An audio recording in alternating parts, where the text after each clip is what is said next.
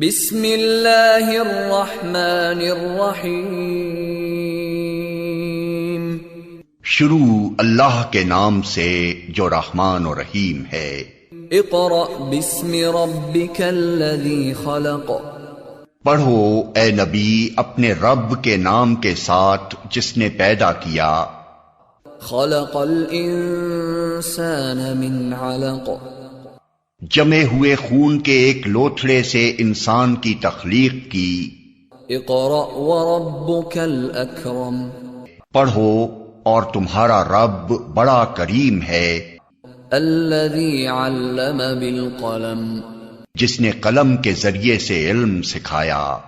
अल्लमल इंसान मा लम यअलम। इंसान को वो इल्म दिया जिसे वो न जानता था। Friend, we start with the name of Allah who is most beneficent and merciful. As you know that it's our 4th video lecture and in which we will cover our poetry section.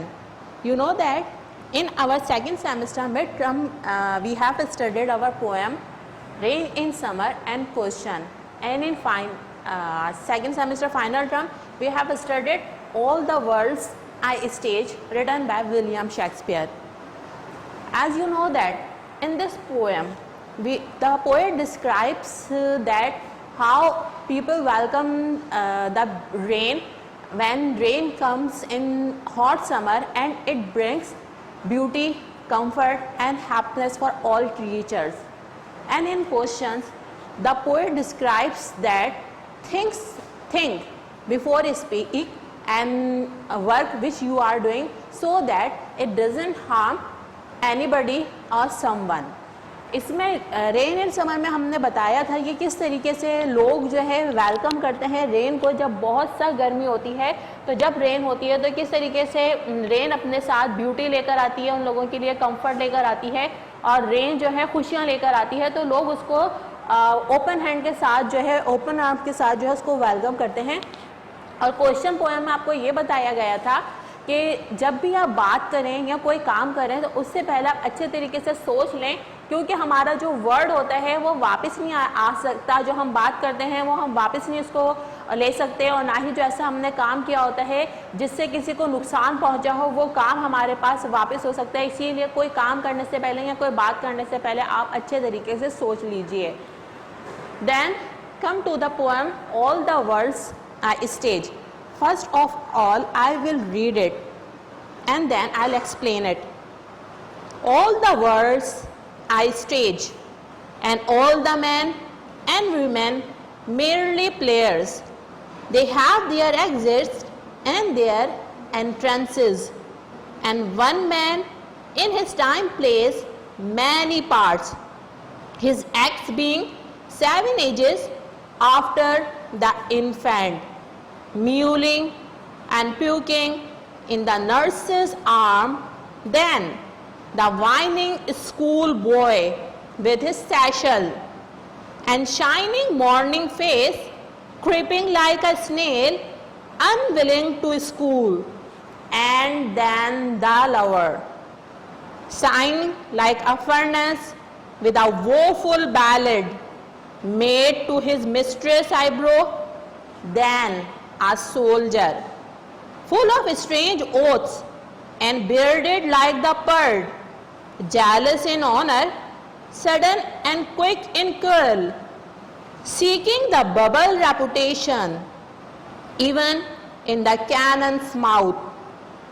And then the justice in fair round belly with good cap and line, with eyes severe and beard of formal cut, full of wise saws and modern intenses, and so he plays his part.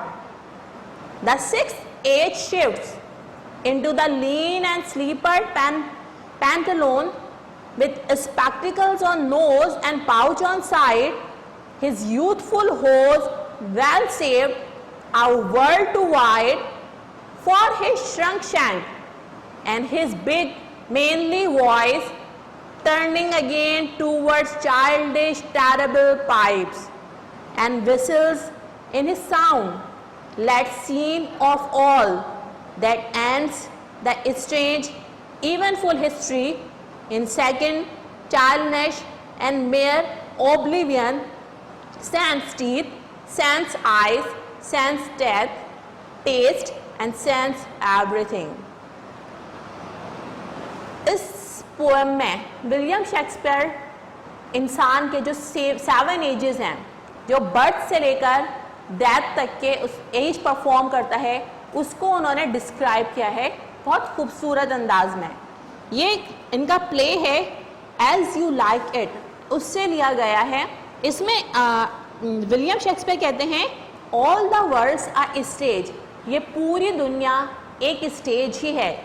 You know that stage is a place where everyone comes and perform his or her character, जहाँ पर हर कोई आता है और अपना character perform करता है और फिर वो चला जाता है।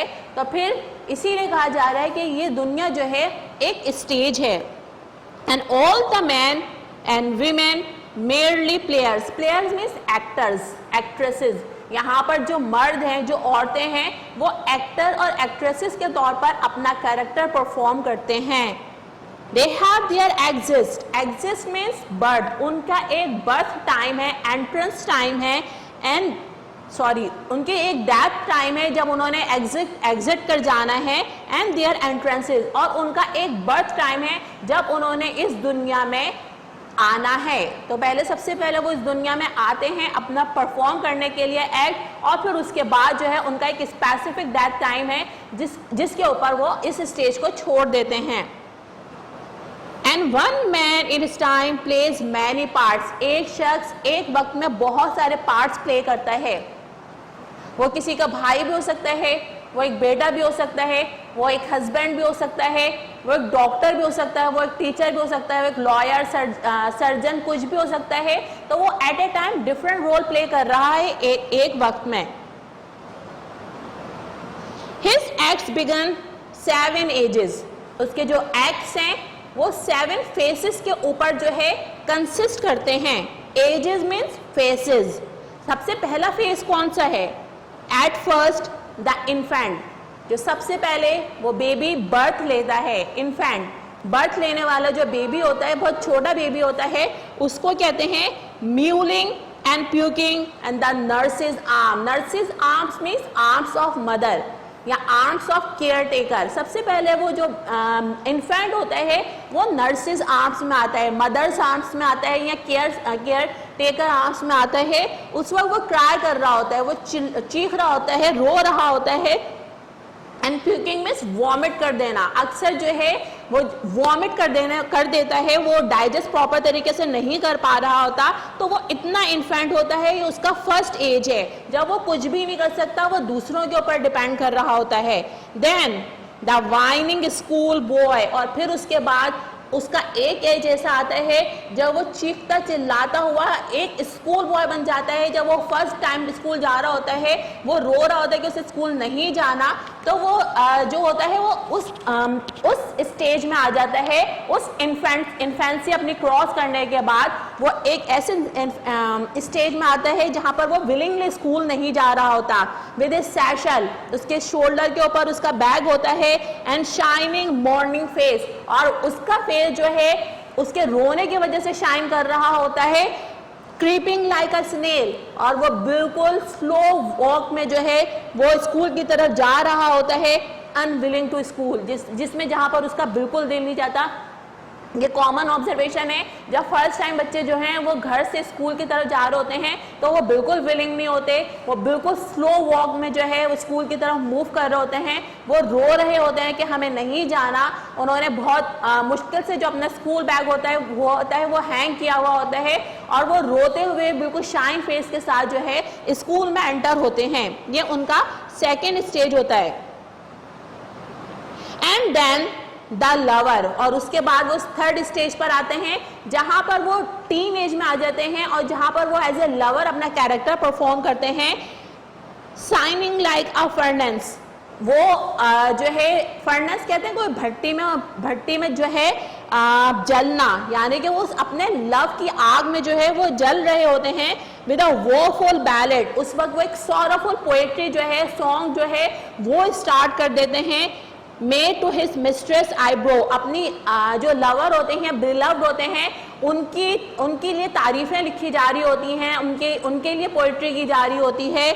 देन आ सोल्जर, और उसके बाद फिर वो शिफ्ट हो जाते हैं एक सोल्जर के पार्ट में। यहाँ पर सोल्जर जो है एक ऐसा स्टेज है जहाँ पर इंसान प्रोफेशनल बन जाता है, यानी कि अपनी एजुकेशन कंप्लीट करने के बाद जो है उसने कोई एक प्रोफेशन अडॉप्ट कर लिया होता है। तो यहाँ पर सोल्जर किसी भी प्रोफेशन को जाहिर कर रहा है। यहाँ पर फुल ऑफ स्ट्रेंज ओथ्स, यहाँ पर आके जो इंसान होते हैं वो बहुत ज़्यादा प्रॉमिस करने वाला हो जाता है, वो बहुत ज़्यादा खुद से जो है उसने बहुत सारे वादे किए होते हैं। जाहिर सी बात है उसके सामने एक डेस्टिनेशन होती है, उस डेस्टिनेशन को अचीव करने के लिए या उस डेस्टिनेशन को कुछ गोल्स सेट किए हुए होते हैं, उन गोल्स तक पहुंचने के लिए उसने अपने आप से प्रॉमिसेस किए हुए होते हैं। ये वो एज होती है। And bearded like a PERT, उस वक्त उसकी जो बियर्ड होती है वो बिल्कुल पर्ड की तरह आई हुई होती है। आपने लिपर्ड की जो बियर्ड देखी होती है वो बिल्कुल हल्की हल्की सी होती है, यानी बहुत यंग एज में वो पर्सन जो होता है वो शिफ्ट होता है। Jealous in honour, sudden in a quick and quarrel, उसमें इतना गुस्सा होता है कि वो छोटी छोटी सी बातों पर लड़ने खड़ा हो जाता है। उसे जो है अपनी मुआशरे में एक इज्जत बनानी होती है, वो उसके लिए फाइट कर रहा होता है। सीकिंग द बबल रेपुटेशन, और वो उस टेम्पररी बबल रेपुटेशन में टेम्पररी फेम, यानी कि उसे अपने मुआशरे में एक मकाम चाहिए होता है, एक टेम्पररी फेम चाहिए होता है कि लोग उसे पहचाने, लोग उसे माने कि इस शख्स ने जो है बहुत ज़्यादा हार्ड वर्क किया है और जो उसने अपना गोल सेट किया था, जो उसकी डेस्टिनेशन थी, वो उस हार्ड वर्क की वजह से वहाँ पर पहुँचा है।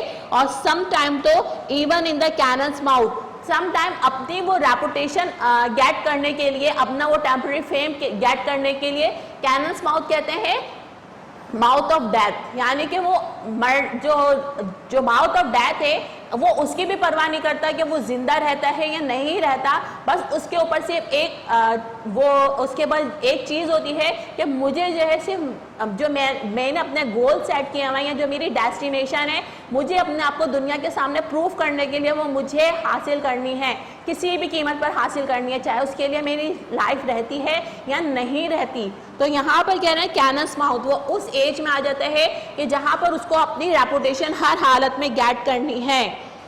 उसके बाद एक नेक्स्ट स्टेज जो है वो स्टार्ट होता है, it's our fifth stage, and then the justice. अब यहाँ पर आकर जो है वो बंदा जो है एक लॉजिकल पर्सन बन जाता है, उसमें एक ठहराव आ जाता है, वो चीज़ों को सोचने समझने लग जाता है, उसे पता चल जाता है कि हर चीज़ जो है हम बहुत ज़्यादा जज्बाती होकर नहीं हासिल कर सकते। तो उसकी पर्सनैलिटी में यहाँ पर एक ठहराव आ जाता है। इन फेयर राउंड बैली, इस टाइम जो है वो बहुत सारी चीज़ें हासिल कर चुका होता है, जो उसने गोल सेट किए हुए होते हैं उनमें से बहुत सारे गोल्स जो होते हैं वो हासिल कर चुका होता है। तो वो अपनी एक लाइफ जो होता है पुरसुकून लाइफ स्पेंड कर रहा होता है। तो वहाँ पर जब आप एक काम लाइफ स्पेंड कर रहा हो, एक रिलैक्स लाइफ स्पेंड कर रहे हो, जिसमें आपकी एफर्ट्स कम लग रही हैं, जिसमें आप गेन ज़्यादा कर रहे हैं, तो ऑब्वियस है उस टाइम आप बहुत अच्छा खा रहे होते हैं, बहुत अच्छा पहन रहे होते हैं। तो यहाँ पर कह रहे हैं कि उस टाइम जो है वो एक राउंड बैली में आ जाता है, यानी उसका टमी जो है वो एक राउंड फॉर्म में आ जाता है विद गुड कैपन लाइन। ये एक डिश होती है जो चिकन की बनी हुई होती है, यानी वो एक अच्छा खुश खुराक बन जाता है, वो अच्छा खाना खा रहा होता है। और उस टाइम जो है उसका बैली और उसका टमी जो है राउंड फॉर्म में आ जाता है with eyes severe and beard of formal cut. अब उसके आईज में जो है वो सीरियसनेस जाहिर हो रही होती है, वो उसके फेस के ऊपर एक संजीदगी सी जाहिर हो रही होती है। और अब जो उसकी पहले तो जो पर्ट जैसी बियर्ड होती है, अब वो बियर्ड कंप्लीट हो जाती है और वो एक फॉर्मल कट ले लेता है, यानी बिल्कुल एक यंग पर्सन, एक लॉजिकल पर्सन, एक सेंसिबल पर्सन के तौर पर वो सामने आता है इस एज में। फुल ऑफ वाइज सॉज, अब उसने अपनी लाइफ में इतनी चीज़ें सीख ली होती हैं, अपने एक्सपीरियंस से इतनी चीज़ें उसने गेट कर ली होती हैं कि अब वो लोगों को या अपने से आने वाले लोगों को जो है वो वाइजली जो है उनको प्रोवर्ब बता रहा होता है, उनको बहुत अच्छे तरीके से गाइड कर रहा होता है, एंड मॉडर्न इंटेंसेस, और उनको जो है मॉडर्न एग्जाम्पल्स देकर उनको बता रहा होता है कि हमारी लाइफ जो है इस तरह की है, हमें अपनी लाइफ इस तरह से स्पेंड करनी चाहिए, हमारा गुस्सा हमारे किसी काम नहीं आता, वो तमाम चीज़ें जब अब इसकी अपनी पर्सनालिटी जो है इतनी लॉजिकल हो जाती है तो वो अपने बाद आने वालों को इस तरीके से गाइड करता है। And so he plays his part, और यहाँ पर उसका 5th पार्ट जो होता है, 5th एज जो होती है वो कंप्लीट हो जाती है। उसके बाद द 6th एज शिफ्ट, यहाँ पर उसकी 6th एज स्टार्ट होती है इनटू द लीन एंड स्लीपर्ड पैंटालोन, पैंटालोन में ट्राउजर, और लीन स्लीन कहते हैं वीक, यानी कि अब वो बहुत ज़्यादा थिन हो जाता है तो जो उसके ट्राउजर होता है वो बहुत ज़्यादा ढीला हो जाता है। विद स्पेक्टिकल्स ऑन नोज, अब उसकी आई साइड जो होती हैं वो कम होना शुरू हो जाती हैं, और जो है उसके स्पेक्टिकल्स, अब उसकी नोज के ऊपर स्पेक्टिकल्स आ जाते हैं। पाउच ऑन साइड, उसके साइड में एक पाउच रहता है। हिज यूथफुल हॉर्स, जो उसने उसके जो उसके यूथफुल जो थे, जब उसने अपनी जवानी में जो कपड़े पहने हुए थे और उसको सेव करके रखे हुए थे, अब वर्ल्ड टू वाइड, अब वो जो है बहुत ज़्यादा खुले हो जाते हैं क्योंकि वो पर्सन जो होता है बहुत लीन होता है, कमज़ोर होने लग जाता है। फॉर हिज श्रंक, श्रिंक की फॉर्म है शैंक, एंकल को कहते हैं या लेग को कहते हैं। अब उसके जो एंकल्स होते हैं वो श्रिंक करना शुरू कर देते हैं, यानी वो प्रॉपरली उठना बैठना उसके लिए मुश्किल हो जाता है। अब उसके जो एंकल होते हैं उसके अंदर तकलीफ रहने लग जाती है। And his big mainly voice, और जो पहले उसकी जब वो जवान था, जो उसकी जो भारी आवाज़ थी वो turning again towards childish terrible price, अब वो एक कपकपाहट वाली जो आवाज़ होती है, जो एक हल्की सी आवाज़ हो जाती है, जो बच्चों की तरह से जो आवाज़ होती है उसके अंदर कन्वर्ट होना शुरू हो जाती है। And whistles in his sound, उसकी साउंड में से जो है अब विसल्स निकल रही होती हैं क्योंकि जो उसके जो टीथ होते हैं वो भी अब आहिस्ते आहिस्ते ख़त्म होना शुरू हो जाते हैं। लास्ट सीन ऑफ ऑल, अब यहाँ से जो है उसका 7th एज स्टार्ट होता है। That and this strange eventful history, ये एंड होता है जो उसकी ज़िंदगी वाक़यात से भरी हुई होती है, वो तमाम चीज़ें जो हैं अब अपने अख्तिताम के ऊपर आ रही होती हैं। इस सेकेंड चाइल्डनेस एंड मोर ओब्लिवियन, यहाँ पर आकर जो है वो चीज़ों को भूलना शुरू कर देता है। ऑब्लिवियन होती है मेंटल डेमेंशिया, यानी कि यहाँ पर आकर वो चीज़ों को जो है भूलना शुरू कर देता है। यहाँ पर अब उसके बाद क्या होता है, सेंस टीथ, यहाँ पर अगर उसके दांत बिल्कुल ख़त्म हो जाते हैं। सेंस फ्रेंच वर्ड है, इसका मतलब होता है विदाउट, बगैर दांतों के होता है। सेंस आइज, उसको प्रॉपर नज़र नहीं आ रहा होता। सेंस टेस्ट, अब उसको टेस्ट जो है चीज़ों का प्रॉपर तरीके से महसूस नहीं हो रहा होता। यहाँ पर आके वो वैसी चीज़ें खा भी नहीं सकता जैसे वो अपना यूथफुल जब अपनी जवान था उस पर, अपनी यंग एज था उसमें लेता था।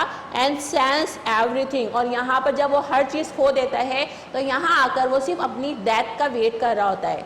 तो ये 7 स्टेजेस थे शेक्सपियर के जो उन्होंने डिस्क्राइब किए थे। हमने आपको आपके कंटेंट सॉल्यूशन में एक्सप्लेनेशन दी हुई है स्टैंजाज की, तो वहाँ पर आपके पास हेडिंग डली हुई है कि stanzas line number 1 to 5 and 10 to I think 12 है। तो जो 1 to 5 है, सबसे पहले आप लोगों ने स्टैंजा की जो लाइन्स है वो लिखनी है, उसके बाद रेफरेंस और फिर एक्सप्लेनेशन लिखनी है। 1 to 5 आपकी लाइन्स यहाँ से स्टार्ट हो रही हैं। All the worlds are stage and all the man and women merely players, they have their exits and their entrance and one man in his time plays many part, his age being 7 ages at first his infant। सबसे पहले आपने count करके ये lines लिखनी है, उसके बाद reference और उसके बाद आप लोगों ने एक्सप्लेनेशन लिखना भी है और मेमोराइज भी करना है। तो स्टूडेंट, ये थी हमारी पोइट्री सेक्शन जो हमने अपने सेकेंड सेमेस्टर में जो है हमने पढ़ी थी मिड टर्म और फाइनल टर्म के कंटेंट में। मिड टर्म हम अपने फिजिकल क्लासेस में पढ़ चुके थे और जो फाइनल की ऑल द वर्ल्ड्स स्टेज है वो हमने अपनी ऑनलाइन क्लास में कवर की थी, लेकिन मैंने एक वीडियो क्लास में उसका दोबारा से रिव्यू दे दिया है, रीडिंग भी कर और उसको एक्सप्लेन करके भी। अब हम आते हैं असेसमेंट की तरफ।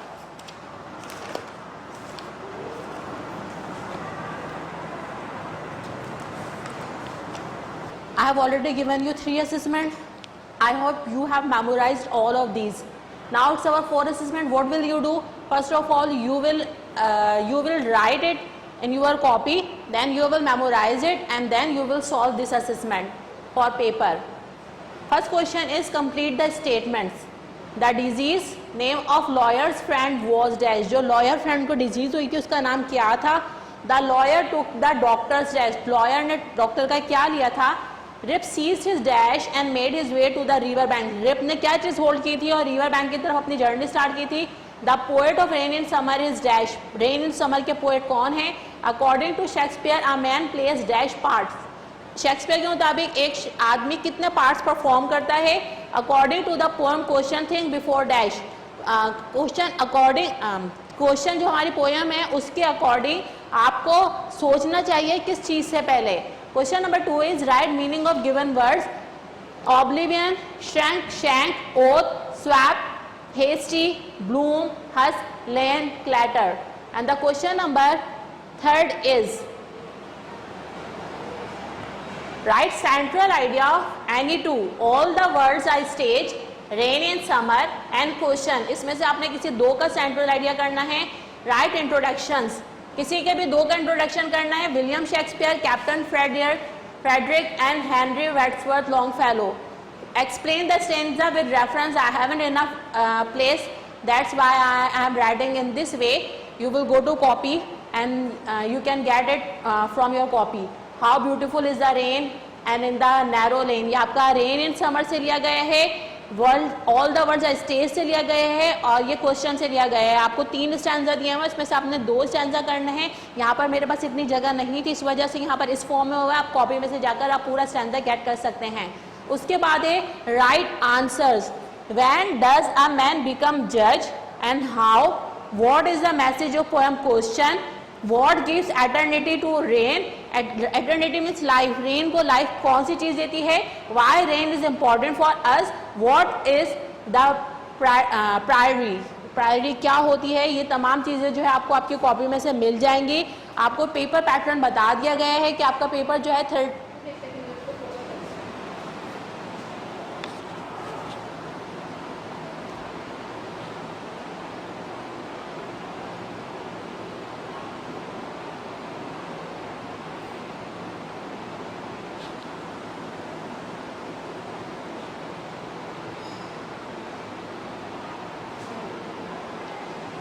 आपको पेपर पैटर्न बता दिया गया है. सबसे पहले आपने जो है एमसीक्यू सॉल्व करना है. एमसीक्यू सॉल्व करने के लिए आप तमाम वीडियोस बहुत अच्छे तरीके से देखें और जो हमारी फिजिकल क्लासेस के अंदर हमारे चैप्टर्स रीड हुए हैं उनको आप एक दफ़ा जो है बहुत अच्छे तरीके से पढ़कर आ जाइएगा तो आप एमसीक्यूज उसको बहुत अच्छे तरीके से एमसीक्यूज अटैम्प्ट कर सकते हैं. उसके बाद क्वेश्चन हमारे पास पेपर में 30 एमसीक्यूज होंगे. टोटल 90 मार्क्स का हमारा पेपर बनेगा. 30 एमसीक्यूज के बाद आपका सेक्शन बी स्टार्ट हो जाएगा. सेक्शन बी भी आपका कंसिस्ट कर रहा होगा 30 मार्क्स पर. यहाँ पर आपके तमाम शॉर्ट क्वेश्चन आंसर्स आ जाएंगे. जैसे सेंट्रल आइडिया आ सकता है, उसके अंदर वर्ड्स मीनिंग आ सकते हैं, क्वेश्चन ऑफ द स्टोरी आ सकते हैं, question on the interesting facts आ सकते हैं, क्वेश्चन ऑन डेवलपमेंट एक्सरसाइज से आ सकते हैं. तो तमाम जो शॉर्ट क्वेश्चन आंसर्स हैं आपने अपनी कॉपी के अंदर जो गिवन है, जब आप लोग यहाँ से हमारी फिजिकल क्लासेस वाइंड अप हो रही थी तो तब हमने आपको ये दोनों पोएम्स और the Indian and the blue bird and almost a disaster बहुत अच्छे तरीके से प्रिपरेशन करवा के भिजवाया था. और उसके बाद जो है अब आपके पास सिर्फ 3 चैप्टर्स 4 चैप्टर्स और 1 पोएम है. उसकी आपने बहुत अच्छे तरीके से इन तमाम चीज़ों की प्रिपरेशन करनी है. ये आपका शॉर्ट क्वेश्चन आंसर का जो पार्ट है ये भी 30 मार्क्स पर कंसिस्ट कर रहा होगा.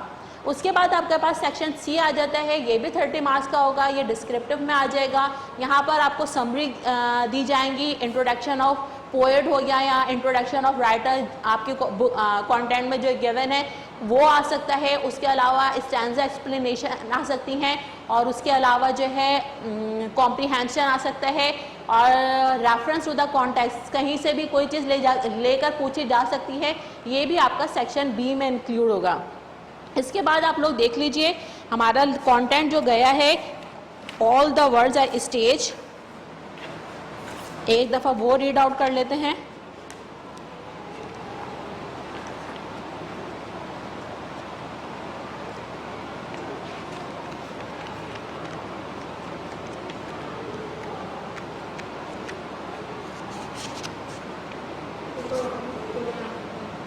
जी miss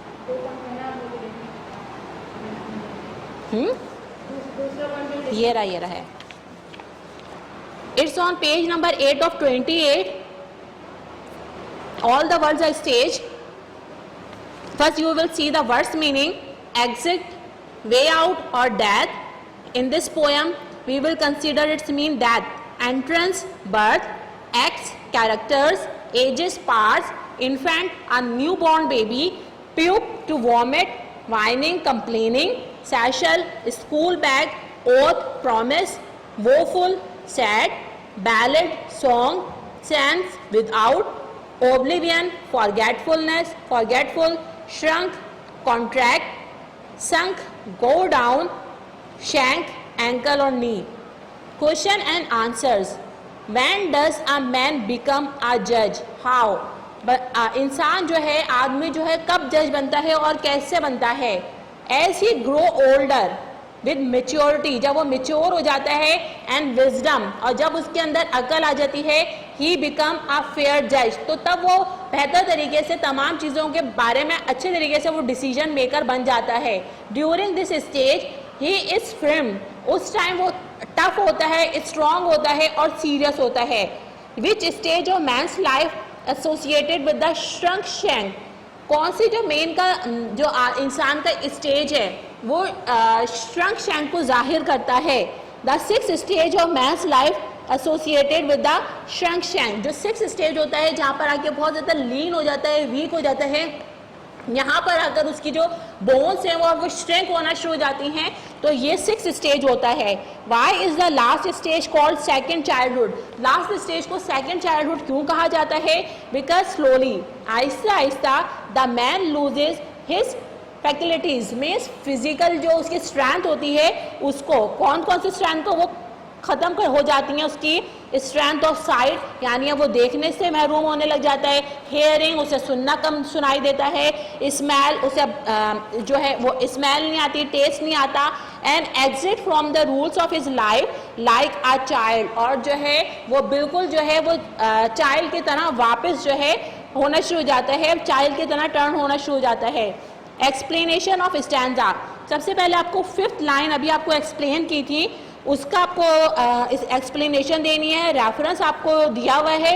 this stanza is taken from the poem all the worlds stage and it's written by William Shakespeare. This line, the poet said that all the man and women are only actor and actresses. यहाँ पर सिर्फ इस stanza में बताया गया है कि तमाम जो आदमी और औरतें हैं वो एक्टर और एक्ट्रेसेस ही हैं, यानी अपना पार्ट परफॉर्म करने के लिए आते हैं on the stage of life के स्टेज पर. And so you can say that, आप इसको इस तरह भी कह सकते हैं, he compare the life as a stage. उन्होंने लाइफ को स्टेज से कंपेयर किया है. All people have route to enter. तमाम लोगों के पास एक रास्ता होता है एंटर होने का ऑन दिस स्टेज, उस स्टेज पर. And have exit to go out, और फिर एक रास्ता होता है उस स्टेज से जाने का. The entry the stage, this stage was the born.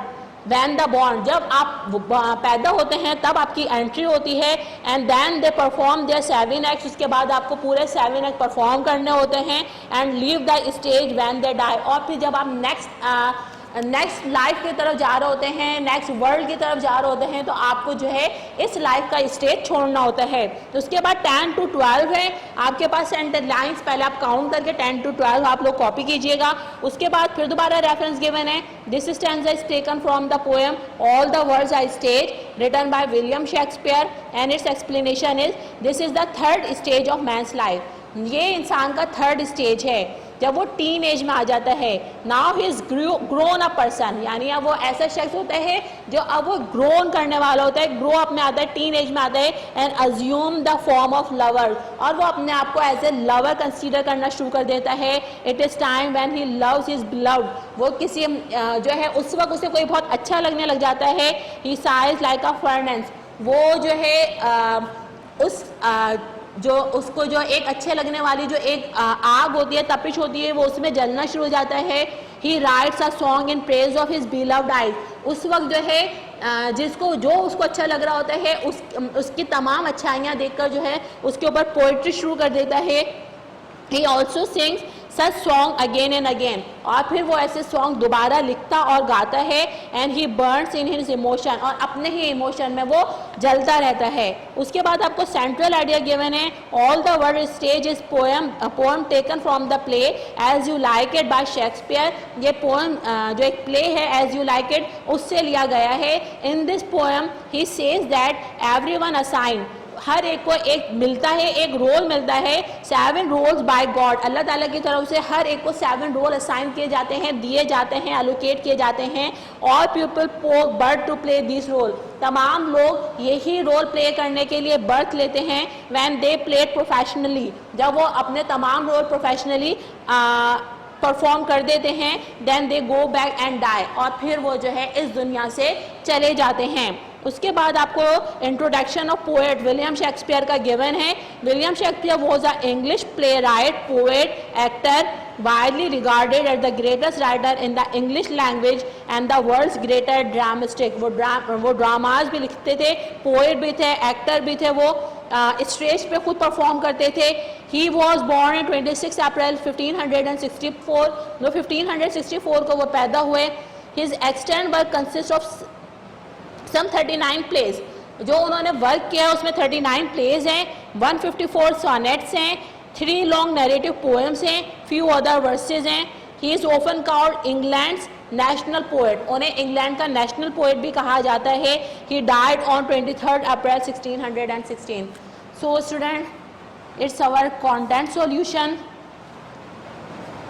Kindly बहुत अच्छे तरीके से मेमोराइज कीजिए। आप लोगों की जो एग्जामिनेशन डेट है वो आप लोगों को मिल चुकी है। सबसे फर्स्ट पेपर आप लोगों का E2 का ही है। जो असेसमेंट आपके पास गिवन है उसको बहुत अच्छे तरीके से फोकस कीजिए, उनको कॉपी कीजिए, उन्हें मेमोराइज कीजिए, और एक दफ़ा दोबारा से आप बहुत अच्छे तरीके से उन असेसमेंट को आप घर में सॉल्व कीजिए। होप आप बहुत अच्छा पेपर करेंगे, बहुत अच्छे तरीके से याद कर आएंगे, अपने बहुत अच्छे तरीके से आपने समझा होगा, और पेपर में आप लोग बहुत अच्छे तरीके से परफॉर्म करेंगे। फिर आप लोगों से आपकी ही जो फिज़िकल क्लास होगी या ड्यूरिंग पेपर आपसे तब मुलाकात होगी। टिल देन अल्लाह हाफ़िज़।